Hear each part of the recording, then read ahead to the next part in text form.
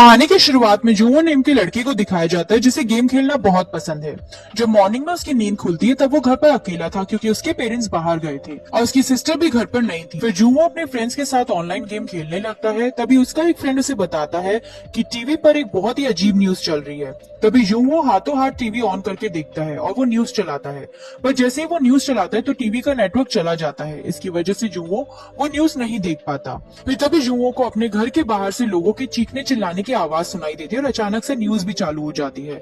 और उस न्यूज में बताया जाता है कि उस टाउन के लोग अचानक वायलेंट हो गए हैं, जो कि अपने आसपास के लोगों के ऊपर अटैक कर रहे हैं। इससे ये बीमारी सियोल के अंदर बहुत तेजी से फैल रही है। तभी फिर जुवो अपने घर के विंडो से बाहर सबको देखता है जहाँ इन्फेक्टेड लोग बाकी के बचे हुए लोगों के ऊपर अटैक कर रहे हैं और सभी लोग अपनी जान बचाने के लिए यहाँ से भाग रहे थे। इसकी वजह से वहाँ का माहौल बहुत ज्यादा खराब हो गया था। ये देखकर जुवो भी बहुत ज्यादा घबरा जाता है और फिर उसे अपनी फैमिली की बहुत फिक्र होने लगती है।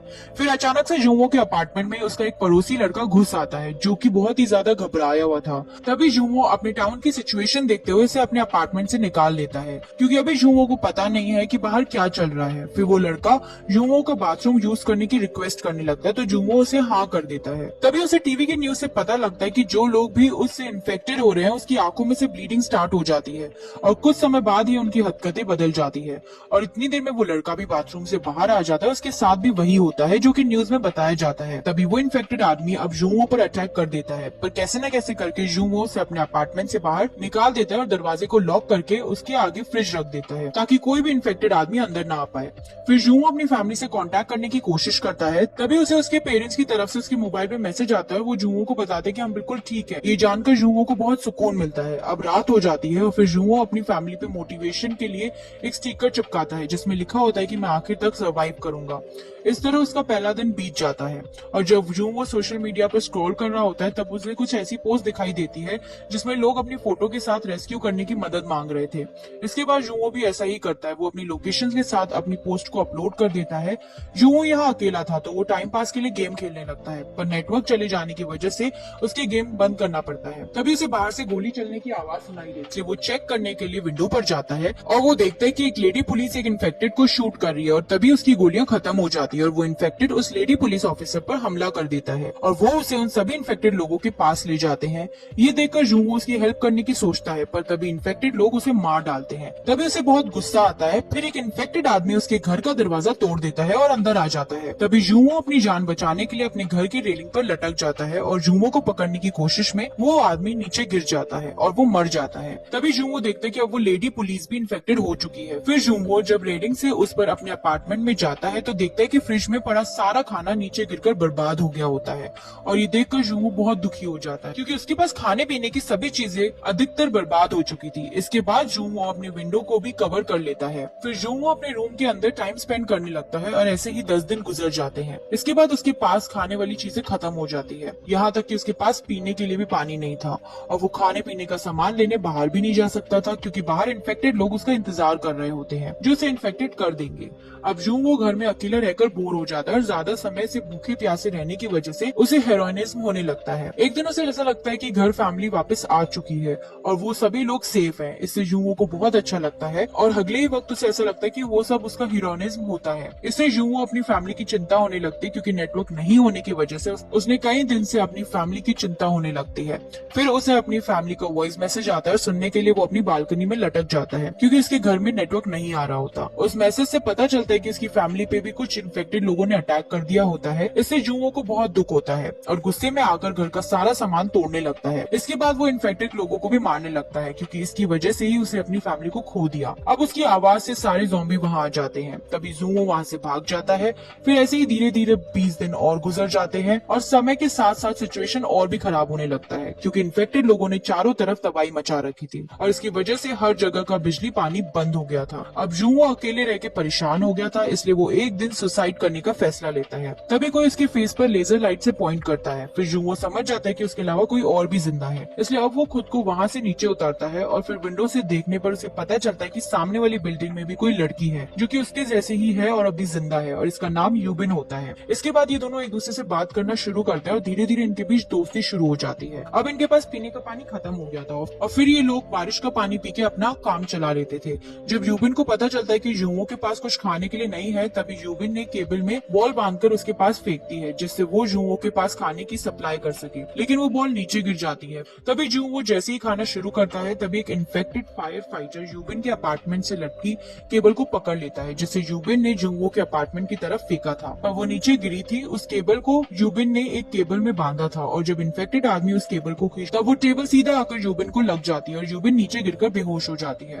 अब वो इन्फेक्टेड आदमी उस केबल का सहारा यूबिन के अपार्टमेंट में चढ़ने लगता है। ये देखकर जुओ बॉटल फेंककर उसे डिस्ट्रैक्ट करने की कोशिश करता है, पर जुओ का ये आइडिया काम नहीं करता। फिर वो अपने ड्रोन से उस पर डिस्ट्रैक्ट करने की कोशिश करता है। तभी उसके दरवाजे पे बहुत सारे इन्फेक्टेड आदमी भी आ जाते हैं, जिसकी वजह से जुओ ड्रोन पर फोकस नहीं कर पाता और मौका पाकर वो ज़ॉम्बी उस ड्रोन को पकड़कर उसे तोड़ देता है। तभी वो यूबिन के अपार्टमेंट में पहुंचने ही वाला था, तभी यूबिन आकर उसका हाथ काट देती है, जिससे वो इन्फेक्टेड फायर फाइटर नीचे गिरकर मर जाता है और यूबिन भी बच जाती है। अब धीरे धीरे यूबिन और जुओ के पास खाने का सामान खत्म हो गया था। फिर जुओ उस दूसरे अपार्टमेंट में जाकर खाने लेने का डिसाइड करता है, क्योंकि यूबिन से मिलने के बाद वो सर्वाइव करना चाहता था। तभी जुओ उन ज़ॉम्बी से बचने किसी अपार्टमेंट में पहुंचता है, जहाँ के फ्रिज में उसे खाने का सामान मिल जाता है। इसके साथ में उसे 2 वॉकी टॉकी भी मिलते हैं। इतनी देर में वहाँ पर एक ज़ॉम्बी आता है और वो जुओ पर अटैक कर देता है, पर जुओ किसी तरह वहाँ से निकल जाता है और अपने अपार्टमेंट में पहुंच जाता है। जुओ ने कुछ दिनों से कुछ नहीं खाया था, इसलिए सबसे पहले वो अपना पेट भरता है और वो यूबिन के लिए खाने का सामान और वॉकी टॉकी बेचता है, जिसकी वजह से वो दोनों एक दूसरे से बात करने लगते हैं। तभी इन्हें बाहर एक हलचल महसूस होती है, जिससे इनको लगता है कि बाहर बारिश हो रही है, इसलिए वो जुओ को चेक करने के लिए बाहर जाता है। तभी उसे पता चलता है कि वो हलचल ज़ॉम्बीज की वजह से, जो कि अब पूरी बिल्डिंग में आते ही जा रहे हैं। ये देखकर वो दोनों बहुत डर जाते हैं। तभी गलती से यूबिन अपने अपार्टमेंट में कुछ सामान गिरा देती है, जिसकी सुनकर आवाज वो सब इन्फेक्टेड लोग उसके अपार्टमेंट की तरफ जाने लगते हैं। तभी जुओ के पास एक आइडिया आता है। तभी जुओ यूबिन के पास वाले कमरे पर लैंडलाइन पर कॉल कर देता है, जिसकी आवाज से वो इन्फेक्टेड लोग उस अपार्टमेंट की ओर चले जाते हैं और इस तरह जुओ यूबिन की जान बचा लेता है। इसके बाद ये दोनों बिल्डिंग की अंतवीं फ्लोर पे जाने का फैसला करते हैं, क्योंकि यूबिन ने वहाँ किसी भी इन्फेक्टेड आदमी को नहीं देखा था, जहाँ पर उन्हें सर्वाइव करने के लिए और खाने के लिए सामान भी मिल सकता था। इसके बाद यूबिन रस्सी की मदद से नीचे आ जाती है और इन्फेक्टेड लोगों का सामना करते हुए आगे बढ़ने लगती है। फिर उसे अकेला देख जुओ भी उसकी हेल्प करने के लिए नीचे आ जाता है। फिर दोनों किसी तरह बचकर लिफ्ट के अंदर आ जाते हैं और 8वीं फ्लोर पर सही सलामत चले जाते हैं। लेकिन जहाँ पर भी बहुत सारे ज़ॉम्बीज आ गए थे और वो इन पे अटैक करने लगते हैं। तभी यहाँ एक आदमी आता है जो इन्हें बचाकर अपने अपार्टमेंट में ले आता है और उनकी हेल्प करता है, पर यूबिन को उस आदमी पर शक होता है। फिर वो आदमी उन्हें खाने पीने का सामान देता है। दोनों की भूख लगी थी, इसलिए वो दोनों खाने लगते हैं। तभी वो आदमी बताता है कि कुछ ही समय बाद यहाँ रेस्क्यू टीम आने वाली है और ये सुनकर जुओ भी बहुत खुश हो जाते हैं। तभी अचानक से दोनों बेहोश होने लगते हैं, क्योंकि उस आदमी ने उनके खाने में कुछ मिलाया था। इसके बाद वो आदमी जुओ को बंद कर देता है, यूबिन को एक कमरे में बंद कर देता है। तब उसे वहाँ एक इन्फेक्टेड लेडी दिखती है, जो कि उस आदमी की वाइफ थी, और उस आदमी ने हेल्प करने के बहाने दोनों को फंसा लिया, जिसकी वो जुओ और यूबिन को अपनी वाइफ को खिला सके। इसके बाद वो आदमी अपनी वाइफ से बंधा हुआ फीट अब खोल देता है, जिससे उसकी वाइफ यूबिन पर अटैक करती है। तभी जुओ को होश आ जाता है और वो यूबिन को बचाने के लिए फीटों पर अटैक कर देता है और फिर वो आदमी जुओ को ऑफर देता है कि तुम यहाँ से सारा खाना लेकर जा सकते हो। पर असल में ये आदमी अपनी वाइफ से बहुत प्यार करता है, इसलिए उसके इन्फेक्टेड होने के बाद भी वो उसे जिंदा रखना चाहता था। तभी जुओ के हाथ से वो जितना निकल जाता है और अब रूम के अंदर से आवाज आना बंद हो जाती है, इसलिए वो आदमी चेक करने के लिए दरवाजा खोलता है। तभी यूबिन उसकी वाइफ को उसके ऊपर छोड़ देता है और वो उस पर अटैक कर करके उसे खाने लगती है, पर वो आदमी उसे नहीं रोकता, क्योंकि वो उसे बहुत प्यार करता है। उसके बाद यूबिन गन उठाकर दोनों को शट कर देती है। फिर गोली चलाने की आवाज सुनकर ज़ॉम्बी यहाँ पर आने लगते हैं। यूबिन को लगता है कि उस इन्फेक्टेड लेडी ने उसे भी इन्फेक्टेड कर दिया, तो फिर वो जुओ को गन देकर उसे खुद शूट करने को कहती है, क्योंकि वो इन्फेक्टेड होकर जीना नहीं चाहती थी। पर जुओ ऐसा करने के लिए तैयार नहीं था और फिर वो दोनों की आंखों में पानी आ जाता है, क्योंकि अब वो एक दूसरे से अलग होने वाले थे। तभी जुओ को हेलीकॉप्टर की आवाज सुनाई देती है।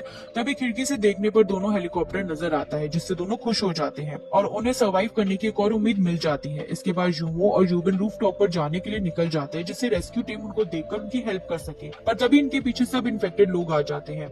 इसी बीच यूबिन इन्फेक्टेड लोगों के बीच में फंस जाती है। तभी जुओ उसकी हेल्प करता है और उसे उनके बीच से निकाल लेता है।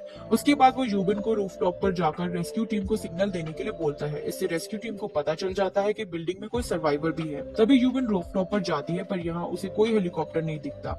इससे कुछ देर बाद जुओ भी रूफ टॉप पर पहुंच जाता है और यहाँ के दरवाजे को लॉक कर देता है। जब जुओ को भी कोई हेलीकॉप्टर नहीं दिखता, तब वो भी बहुत अपसेट हो जाता है और अब इनकी आंखों में उम्मीद टूटने लगती है। तभी ज़ॉम्बीज दरवाजे को तोड़ देते हैं और रूफ टॉप पर आने लगते हैं। ये देखकर जुओ अपनी गन निकालता है और उन्हें शूट करने लगता है, पर अब उसकी सभी गोलियां खत्म हो जाती हैं, जिससे जुओ और यूबिन अपनी आखिरी उम्मीद भी खो देते हैं। पर तभी वहाँ पर रेस्क्यू टीम आ जाती है और इन्फेक्टेड लोगों लोगों के ऊपर फायरिंग स्टार्ट कर देती है। तभी जुवो और यूबिन उस हेलीकॉप्टर में चढ़ जाते हैं और उन्हें उस एरिया से बाहर लेकर चले जाते हैं। उसके बाद जुवो और यूबिन के फोन में नेटवर्क भी आ जाता है और इन्हें इनके फ्रेंड्स के मैसेज भी आने लगते हैं। अब जुवोन और यूबिन बहुत खुश थे, पर जब जुवोन को अपनी फैमिली के बारे में याद आता है तब वो बहुत अपसेट हो जाता है। फिर जुवो को पता चलता है कि रेस्क्यू टीम ने उसे सोशल मीडिया की पोस्ट की वजह से खोजा है और ये मूवी यही एंड हो जाती है।